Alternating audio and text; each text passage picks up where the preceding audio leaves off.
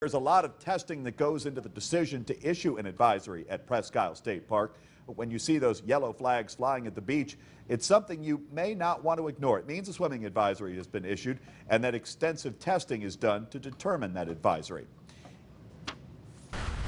If an advisory is issued, what does this mean for beachgoers? Extra precautions must be taken if you choose to swim, and a lot goes into the decision to issue an advisory. Water testing is done 7 days a week at the Tom Ridge Environmental Center to test for E. coli. And it's really important because this bacteria indicates the presence of human waste or sewage, sometimes leaking septic systems, things like that, that could make our swimming waters dangerous.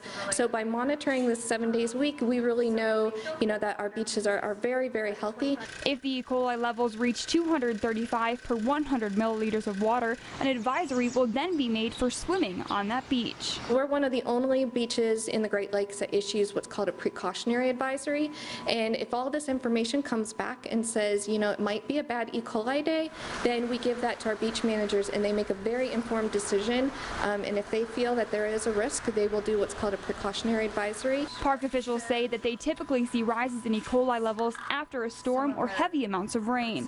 Traditionally, most of the levels are pretty low.